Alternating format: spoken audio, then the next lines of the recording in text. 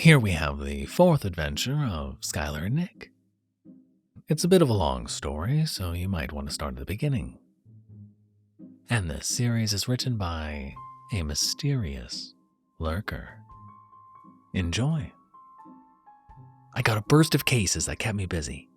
I have no idea why so many people started to cheat at the same time. My plans of going to the gun range and practicing reloading my handgun were sadly put aside in order to deal with the flood of new cases blowing up my work phone. While I was parked outside yet another motel waiting for a cheating husband to come back out, my cell phone rang. I got a bit excited to see Nick's number, as we hadn't talked much since our last case. He admitted through text that he wanted to bring me along on more jobs of his, but wasn't able to find any current open cases a human like myself could help with. The last thing he wanted was to put me in danger. I suspected his jerk of a boss was also against his partner choice and hadn't approved any cases Nick requested. "Hey, knickknacks, what's up?" I asked as I answered his call. The normal long pause followed as Nick tried to figure out if he called the wrong number, and then writing down the new nickname. I honestly didn't know why he wrote things down in a small notebook all the time. I could understand it if he carried them around for work, but I'd seen him write more unrelated and pointless things down than for his cases. "I have a job. It's a minor one, and the corporation isn't even certain that it's caused by supernatural means. Are you available to work?" It sounded as if he was driving while on the phone. I looked at the motel, wondering how long this would take. I needed photos to deliver so I could close this case. As much as I wanted to drop everything and work with him, I had to finish my current job. I should be soon. I'm just waiting for a guy for some photos. It could be 10 minutes or it could be an hour. "That is fine. It gives me time to get prepared. When you are ready, send me a message and I can pick you up from your apartment." After that, we said some quick goodbyes and hung up. Nicky sure has changed since I first met him. Either that or I just adjusted to his monotone voice. I could read his mood, even if it sounded as if he didn't have one.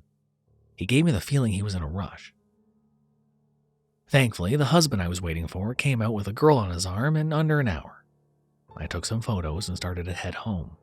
I already started on the email for the wife, so all I needed to do was add the photos and call Nick saying I was ready to leave.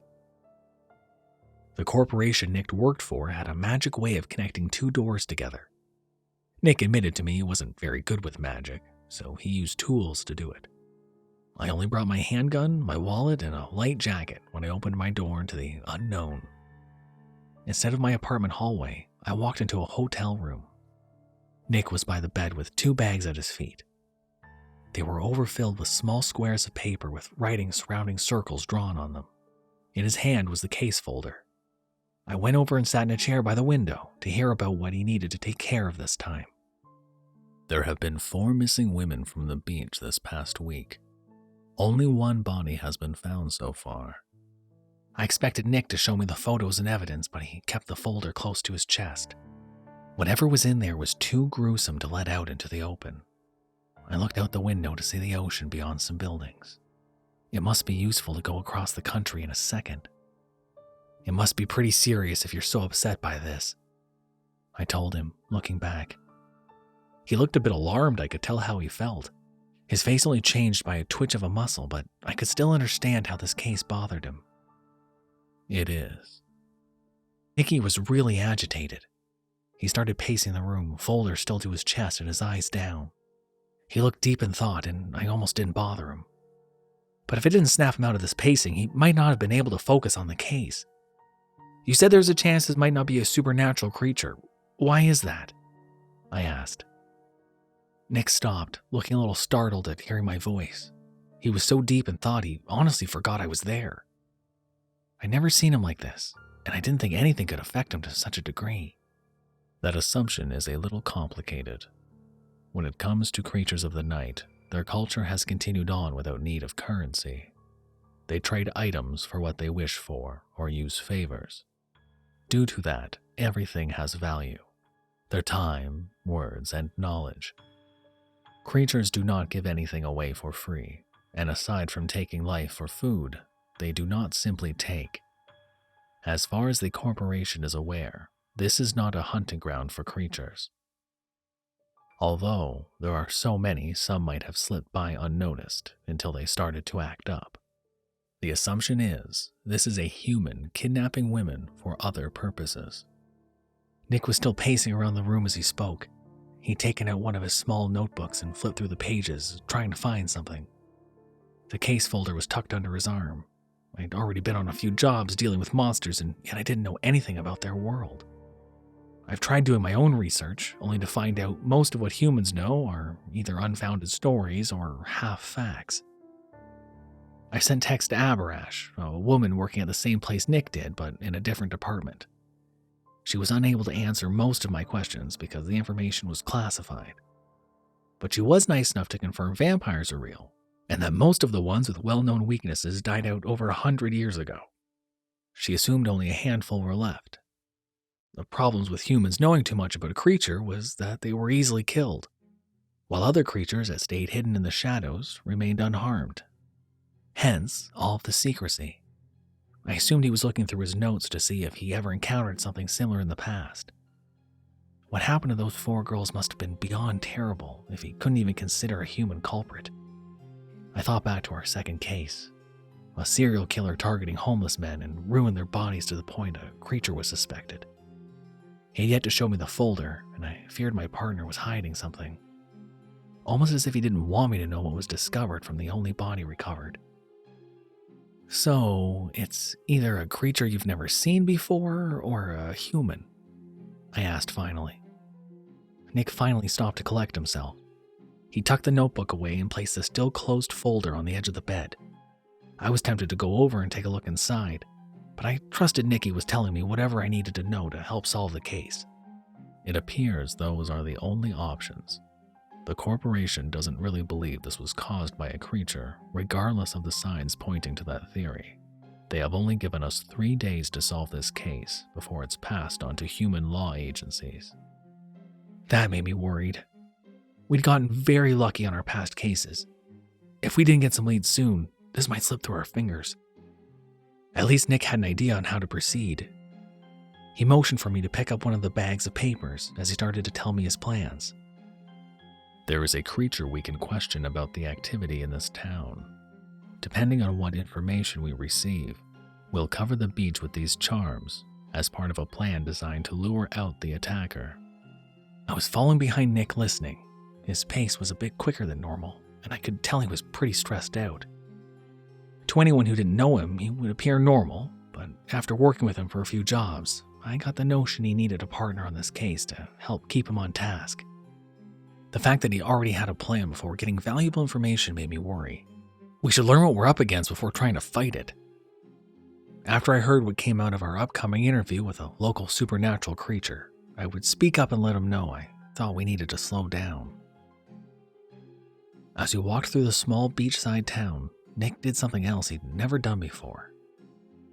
He paused to take a photo of a carving in one of the bricks on the street. Then he paused again to take a photo of another few carvings set in the stone doorway of a small shop. The art appeared to be 2 lizards in a yin-yang pattern. "Do you think this is useful?" I asked him after he snapped a photo with his flip phone. "No, I just like lizards," he admitted before starting to walk again. He must really like lizards if some old artwork made him stop during a case. I've never seen him have any kind of interest in something besides work. I always assumed he lived in a small apartment with a mattress on the floor and nothing else. If we still worked together around Christmas, I knew something lizard-related would be a good gift. We stopped by the beach and beside a knee-high concrete wall. I looked around, trying to see anything unusual. Some early tourists were on the beach, but not in the water because it wasn't warm enough for swimming yet. I didn't see any signs of creatures or monsters. The place looked pretty peaceful, and I would never guess the horrors that happened on that beach recently. "Could you buy some onion rings, please? There is a takeout restaurant very close by. The creature I'll call enjoys them the most." Nick handed me some cash, far more than a single order of onion rings. I really hoped the bills were stuck together and he didn't notice instead of him not understanding how money worked. I took the cash, but would give him back whatever wasn't used. process of buying onion rings went quick. The small takeout place smelled fantastic, and if I wasn't on the job, I would have bought dinner for myself. I walked back over to where I left Nick and finally saw what kind of creature he had called over for help. Honestly, I was expecting something else. Something a bit more terrifying. Instead, I was looking at a massive bird next to Nick. And I mean massive. It was a full foot taller than Nick. When it turned its head, I could confirm what kind of bird it was. Nick was speaking with a seagull? I started feeling a little scared. Even though the bird appeared normal aside from its size, its eyes were staring at the onion rings in my hand. I placed them on the concrete wall and the seagull wasted no time devouring the food. We sure do trade food for information pretty often, huh? I said while watching the bird eat. Supernatural creatures are often not able to be seen or interact with humans. They enjoy the food of other species, but don't have the means of purchasing it. That made sense. This massive seagull could only get onion rings if someone dropped some or left them unattended on the beach. It's not as if these monsters could just walk into a store to buy snacks even if they stumbled across the money to pay for them. I felt sorry that they didn't have control over getting their favorite food.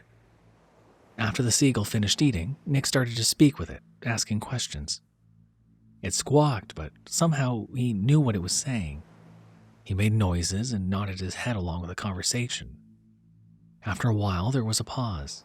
They'd gotten into a standoff. She won't answer any more questions until we get some more food, Nick told me and went for his wallet. I have enough for some more. I'll be right back.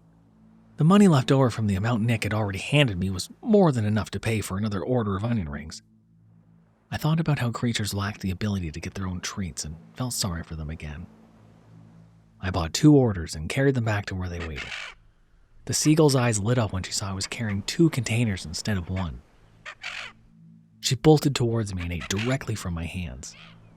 The force of it nearly toppled me. Because of her size, she could have easily knocked me off my feet.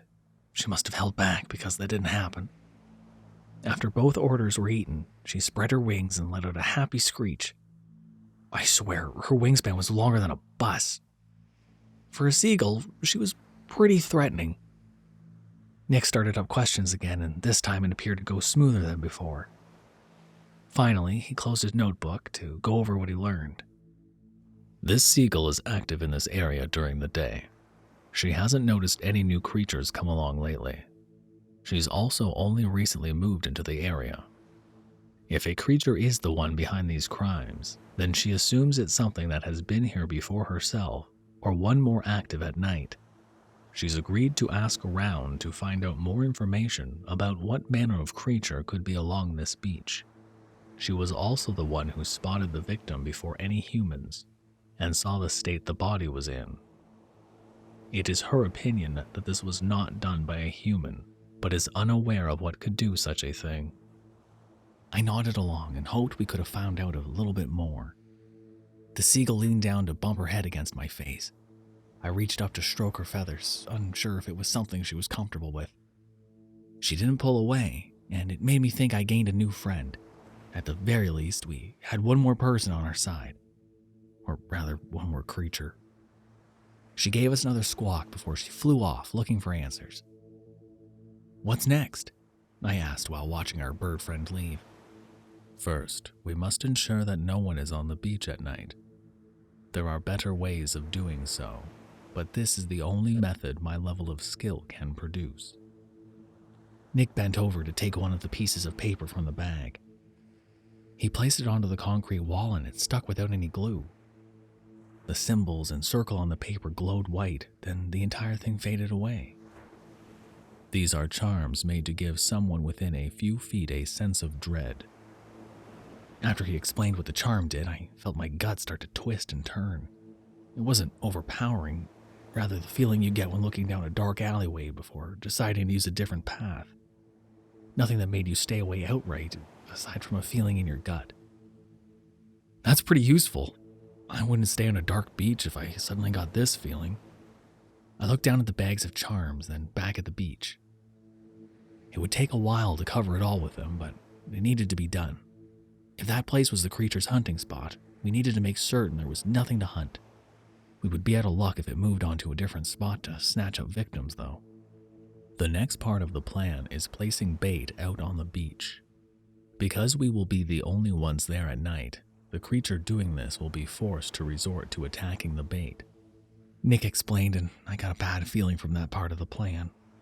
I didn't want someone to be put in danger like that, but we couldn't cover the entire town on our own, and we needed to bring the creature kidnapping girls to us. We need a female agent to come along, right? I mean, I doubt the creature is going to attack one of us, I commented, feeling another sense of dread come along, this time not from the charms. Unfortunately, I already called and there are no female agents that can assist in this case. I assume some cosmetics, the right clothing, and some perfume shall be enough to fool the creature at a distance in the dark. If that does not work, we can call again tomorrow asking for more help. I frowned, knowing what was going to happen. Because I was the smaller of the two of us, and honestly the more feminine, I was going to be the bait. It made me nervous, but I would suck it up so no one else would get hurt by whatever was hunting in the dark.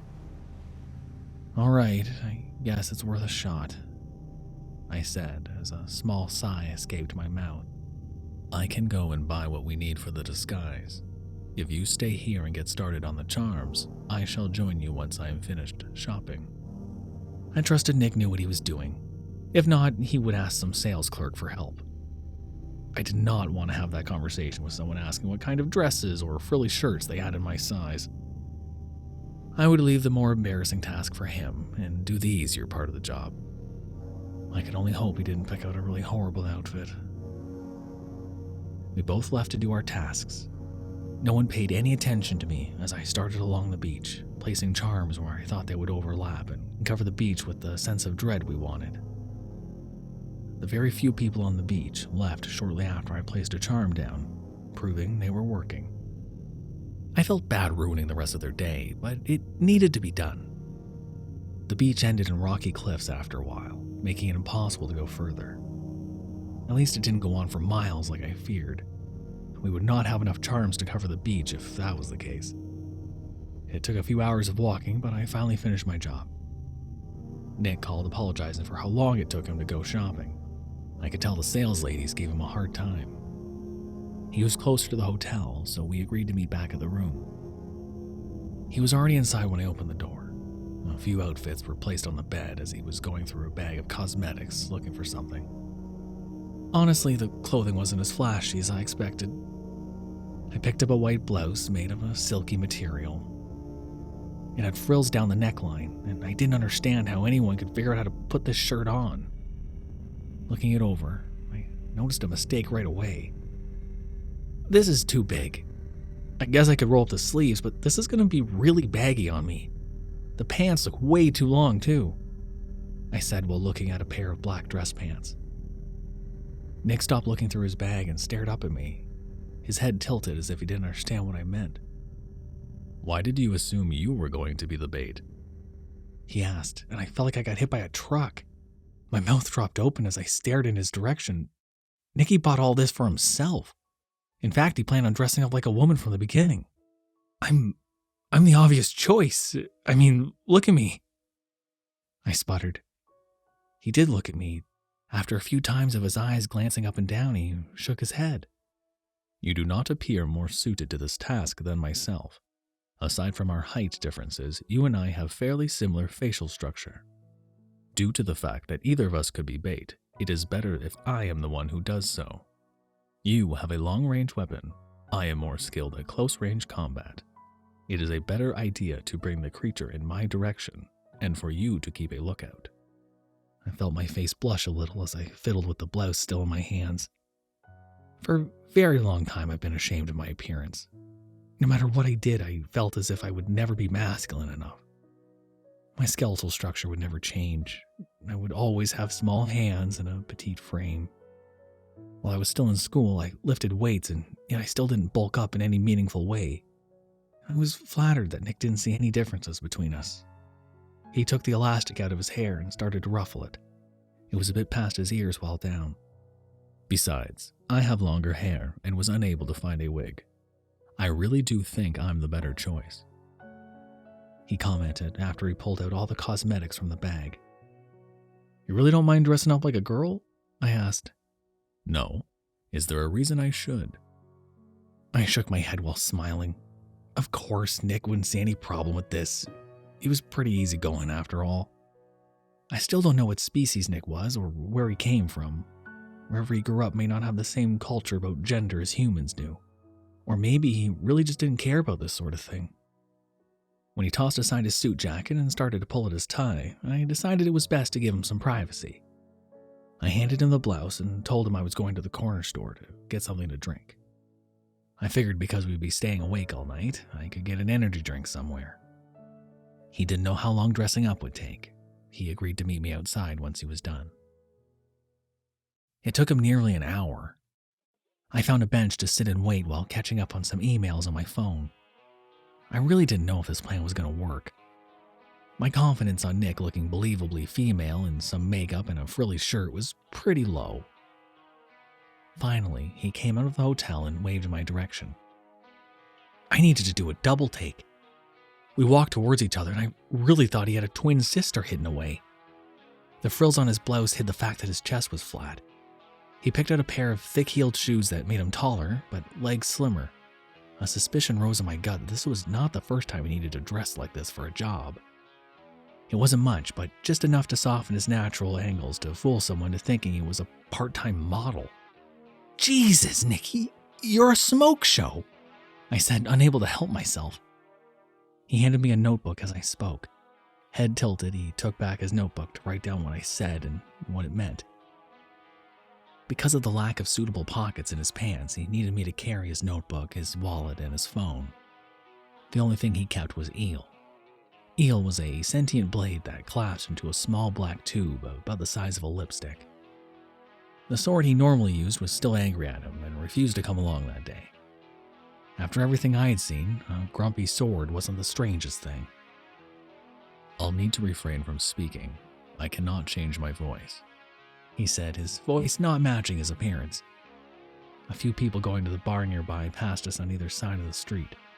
2 men kept their eyes in our direction, confirming Nick's disguise was doing its job. The sun was setting, giving us enough time to head to the beach before dark. We got set up pretty quickly. Nick was a few feet away as I stood near a metal trash barrel. He placed a charm on it and drew a circle in the sand. As long as I stayed in the circle, no one could see or sense me. I would remain there watching Nick. If something approached him, I would fire my weapon as a distraction so he could take it down with his sword. It was a simple plan, but most of the time, simple plans worked best. I leaned against the barrel to wait. Nick paced, looking as if he was expecting to meet someone. A while into the night, he said he would pretend to have fallen asleep. This was the best we could think of. I honestly didn't think anything would happen to my partner, but I didn't want anything to happen to another woman on this beach either. Keeping watch is a pretty boring job. If I wasn't expecting a monster to appear, I would have nodded off. I felt tense over the thoughts of what we could be dealing with. And whatever happened to those victims, it was too gruesome for Nick to even show me. Thankfully, the moon was full, making it easy to keep watch on Nick. With his white shirt, he was almost a beacon in the night. It made him a very tempting target. Near midnight, my heart leapt into my throat when someone took the bait. A tall, very muscular man came walking down the beach towards Nick. My partner didn't appear stressed or gave any signal to move. They spoke for a few seconds, Nick shaking his head at the man's questions. My heart was beating and I was starting to sweat. As far as I could tell, this man was human. He didn't look like a threat, beyond being a stranger harassing a woman alone in the middle of the night. I made a huge mistake when the man grabbed Nick's arm. I took a few steps forward, gun raised, and shouted, "Get your hands off him!" They both turned in my direction. Nick's hand flew to his sword but fumbled when he was unable to get it free from his small pockets. The man wrapped an arm around his waist to lift him off the ground as Nick fought back, but he was shouting something at me. It was far too late. By the time I understood what he was saying, I was knocked off my feet. Something hit my back hard. I was tossed and landed hard into the sand, gasping for air, and my gun flew aside somewhere in the dark. Just as I was trying to recover, a huge clawed foot slammed down on my back, forcing me into the sand, each claw pressing into my clothing, threatening to tear into my flesh. We never even considered the idea there might be 2 creatures attacking women on the beach. I'd left the circle and given away my location. If I hadn't, I may have distracted them long enough to let Nick get Eel out and even the fight. I thrashed at the sand, trying to get free of whatever was pinning me down. Nick was making no progress either. The man that was holding him started to change, his body shifting from human to a terrifying form. His neck long and face flat. A thick tail slammed into the sand behind him, as hands big enough to wrap around Nick's waist clutched my partner tight. These 2 creatures were some sort of reptile monsters. Even if we had known there were 2 of them, I never would have guessed nocturnal reptiles were a possibility. Nick's hands were free as he tried to remove the clawed hands from crushing him. Spotting a small black shape in the sand, my heart sank when I knew he had dropped his weapon. If either one of us could get Eel, then maybe we could salvage this situation. What do we have here? An odd pair, to be sure. A female that smells like a male, and a male that smells female. We've never come across such an odd sight before. Isn't that right, brother? A voice from above me spoke. It was raspy and vile. It made my skin crawl. I couldn't see what was standing on my back, but I assumed it looked like the creature who still held Nick. With a huge claw, it grabbed his face to get a better look, as Nick tried biting the scaled fingers. I do not mind it, male or female. I am not picky. However, I do dislike when they kick and scream. Stay still, or else my brother shall gut your friend. My mouth watered as bile rose in my throat. Nick went from thrashing and fighting for his life to being completely still when my life was threatened. I needed to do something. Anything. I could not let this beast hurt Nick in any way. I hated how weak I was. I hated that Nick looked willing to sacrifice himself for my sake. Whatever horrible things these women went through, he would let it happen to himself in order to save me. Just thinking about it made my stomach lurch again. Unable to stop myself, I got sick in the sand. My face so close I choked both on my own vomit and the sand kicking back up in my nose. Don't die just yet. What a fragile thing you humans are, the monster above me said. I felt the foot be lifted from my back. The lizard wanted to be the one to kill me in a brutal way. I was sure of that. Even in my miserable state, I refused to let the beasts have their way. The moment I was free, I darted forward, snatching up Eel. It sprang forth, ready to cut. I let it guide my hand as the beast that attacked me reached forward, trying to regain control. I slashed a finger off as he reached over, trying to take hold. I wanted nothing more than to save Nick, but I needed to deal with one monster at a time. To my horror, the creature grabbed his finger to place it back on its hand with a wide grin.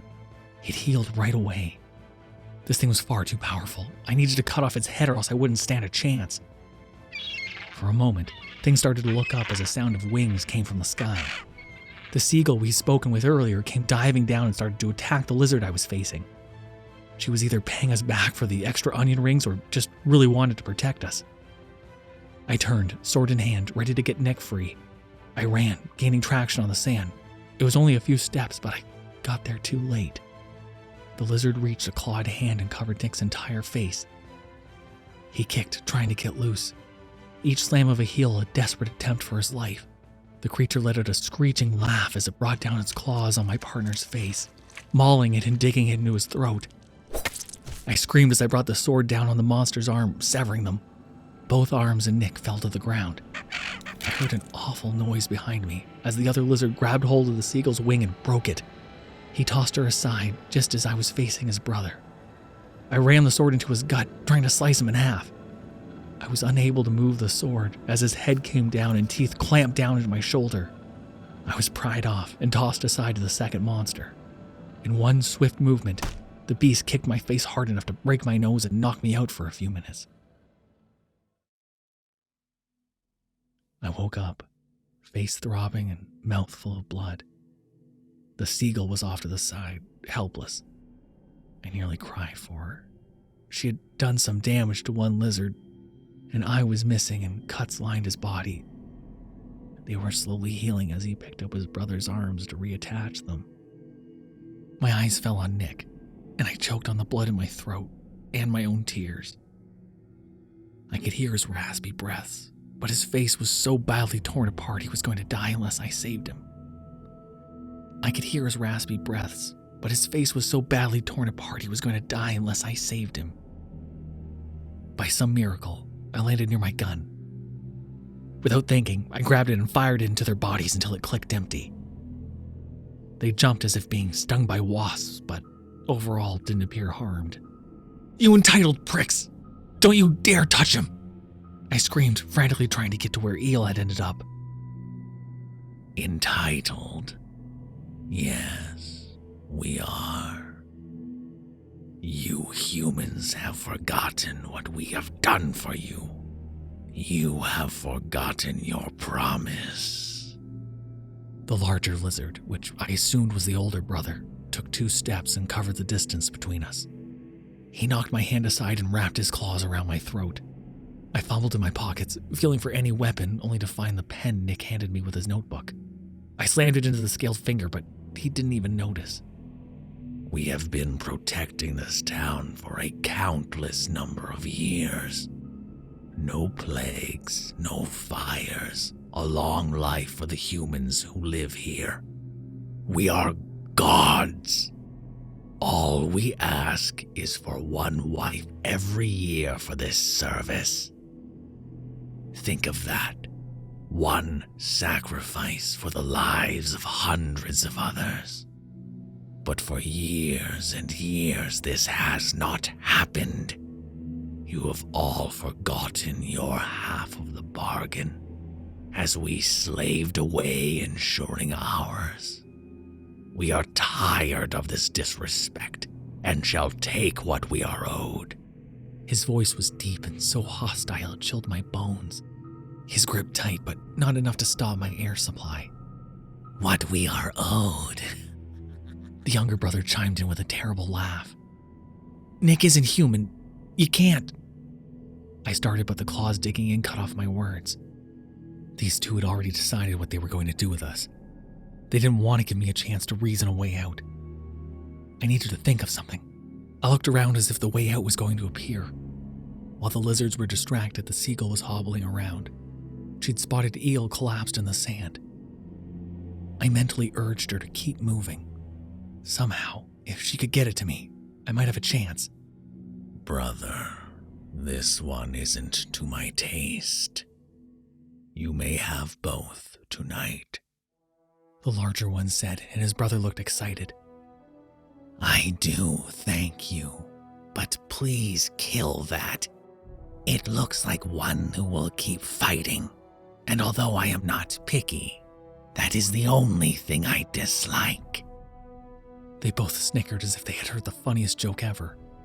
The seagull picked up Eel carefully in her beak. Just a little bit closer, and I might be able to save us. If I could just keep him distracted for a few more seconds, then... I felt my body be tossed around again, the seagull making a sound of distress, dropping Eel in the process. I was unable to stand up as a whip-like tail of the lizard smashed into my face, making my head explode in pain. Blood splattered across the sand, reaching the younger lizard near Nick. I couldn't sit up. My head was swimming and blood pouring down my face. I think I said Nick's name, but wasn't certain because of the pain I was in. I thought it was over. Logically, we both should have died, and I hoped it was quick. I felt the sand shift under my back. My vision blurred. I heard the lizards cackling until it suddenly stopped. Groggily and fighting back pain, I half sat up to see what was happening. Somehow, Nick was standing, his face dripping blood and limp against his chest. For some reason, the sand was being drawn to his feet. The lizard stopped, confused about what was going on. We all watched, stunned as Nick's face healed, leaving no blood behind. He still didn't raise his head, as if he wasn't fully awake. This wasn't my partner. That faraway look in his eyes was not the Nicky I knew. Something else was behind those eyes, and I felt a wave of fear cut through my mind. More sand started to get pulled under his feet. The lizards didn't know what was going on, but I understood a little. For some reason, Nick was absorbing everything around him. He had told me before he could absorb dead supernatural creatures and objects made by supernatural means in order to recover energy, but he never absorbed anything natural before. He started to sink as the sand around his feet disappeared, creating a perfect circular hole. A strong wind picked up as more sand blew in his direction, as if a black hole had appeared where he stood, trying to suck everything in. His hair started to change. Instead of its usual pinkish-orange tint, it turned into a darker red that almost glowed in the night. The younger lizard got brave and cracked a smile. "Oh, what a strange one you are. I'll be glad to take your life." Before his older brother shouted a warning, the lizard creature reached out a clawed hand to grab Nick. It never reached him. The hand disappeared, and the lizard looked in shock as his body started to fold in on itself.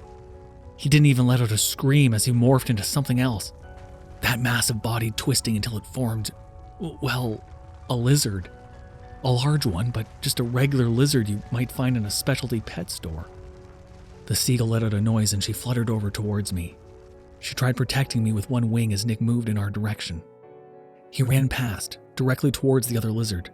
It let out a short-lived scream before twisting and turning into a normal-looking lizard like his brother. It scurried off, finding its sibling as they sat next to each other. I could tell my seagull friend didn't want me to go near Nick. She squawked in protest as I got out from under her wing and towards my partner. "Nicky," I asked, my voice ruined from the night's events. For a moment, it appeared as if he was going to do something to me. His hand reached out, as if he was ready to change my form in the same way he changed the lizard's. Just before his fingers touched my face, he collapsed. His hair returning to normal. I caught him by reflex, and we both fell to the ground. I sat holding my partner and stared off into the dark beach. He barely appeared to be breathing, which worried me. Neither lizard made any move towards us. One placed a hand on the back of the other, both ready for a nap. After everything, I did the only thing I was able. I called Aberash with Nick's phone, asking her to get some sort of medical help out to us. I wasn't aware until how much time had passed until help finally arrived. Nick was taken first and placed on a stretcher to be taken away. I wanted to go with him, but Aberash asked me to stay behind to explain what happened. And 2 agents wrangled the lizards inside a set of dog carriers and looked them over. In a daze, I sat and told Aberash what happened as best I could while she treated my nose. She gave me just enough painkillers so I could remain somewhat sharp. She also didn't have any magic methods of treating my injuries, except those that would knock me out for about a day to recover. Humans didn't take to magic very well, and most treatments would overload their bodies. She listened patiently, but had a puzzled look on her face for most of my story. She excused herself for a moment to speak with the agents who took the lizards. When she returned, she looked even more confused. "What kind of power did Nick use on those 2? I asked her, not knowing what the hell happened. "I don't know. Nick doesn't have any powers like that. Or at least we thought he didn't," she replied with some concern in her voice. "Knowing he's stronger than you assumed shouldn't be a big deal, right? And what about those lizards? Are they going to change back and cause problems?" I asked, trying to focus on something besides the broken nose. She looked deep in thought and played with one of her chunky gold necklaces. Even though I worked on some cases, I wasn't an agent, and most things about their world were kept classified. She was debating on what she could tell me and how to say it. "You see, supernatural creatures have an internal energy source. Humans do not. It's the reason why creatures can use magic, and humans can only use magic if they borrow the power from something else. A creature's strength is based on how big of an energy source they have. If it is ever depleted, the creature dies. Nick has a very small source, and honestly, he's one of our weakest agents. I'm telling you this because those lizards are just normal lizards. They have no magic or power inside them whatsoever. I looked back at her and towards the dog carriers, not understanding what that statement really meant. Can't monsters turn things into other things? The one looked human before he turned into a lizard, I pointed out. They can change forms, but the magic is still inside them. Even if they get their power sealed, it's still there. Those lizards are just normal. People won't believe what you said happened because nothing in this world can take away a supernatural creature's magic without killing it. They didn't have their magic sealed, it's just not there. Not even our Silver King can do something like that. She sounded worried and I didn't like it. Nick had an unknown power, and not only that, one that no other creature should be able to use. I didn't know what that meant for his future. My body tensed and I felt as if I might get sick again. Then, what does this all mean? I said, my voice coming out weak. I'll have this case classified. Only the ones involved in Ancier shall know about it. I hate the man, but he is Nick's boss. I'll have to kick his ass when I see him, though. His job is to pick cases suitable for his agents to go on. He was the one who approved you two to do this one. He should have refused Nick's request.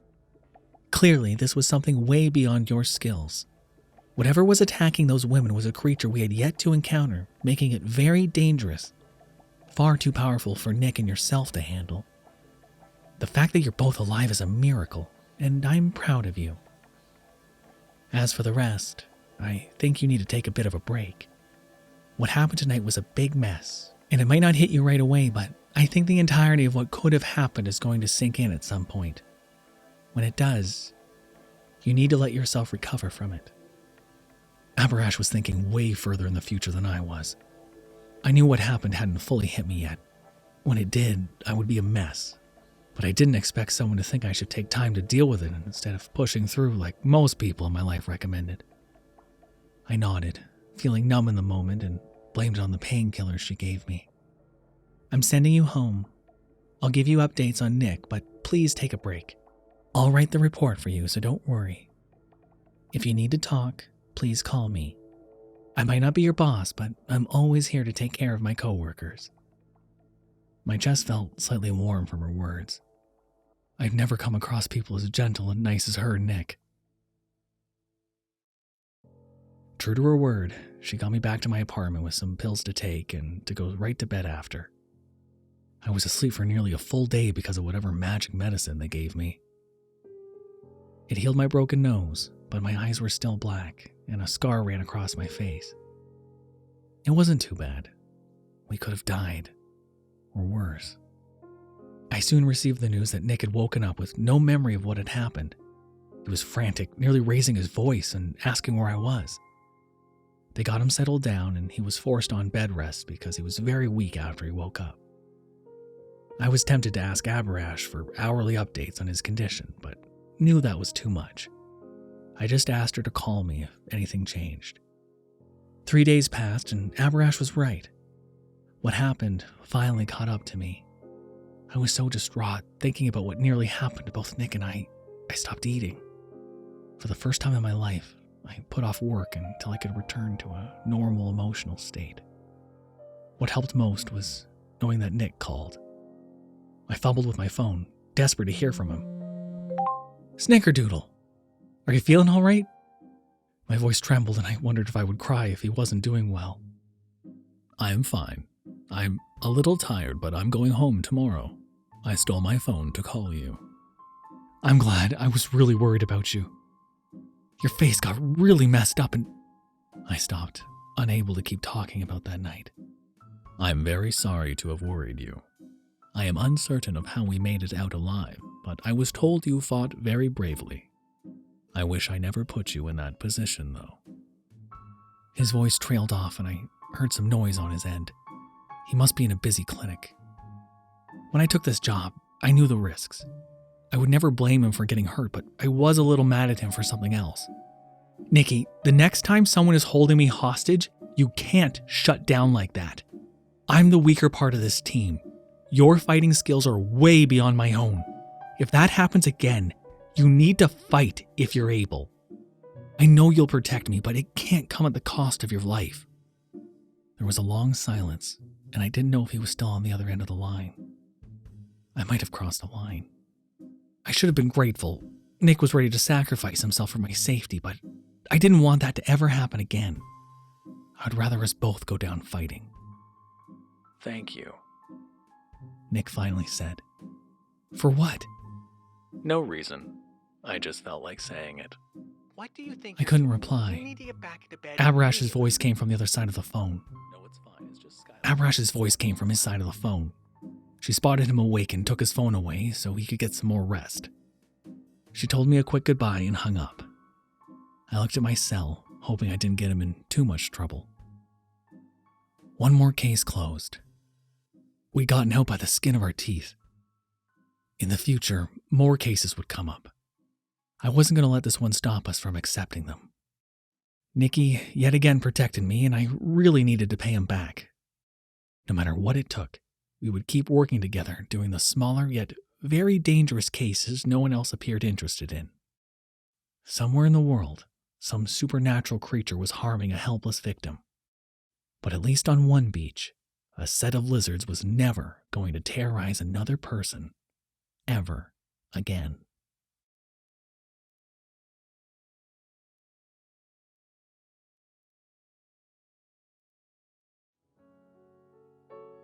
Well, that was certainly no walk on the beach, was it? Things are really starting to scale up for Skyler and Nick, aren't they? Stay tuned, and in the meantime, you can handle another horror story right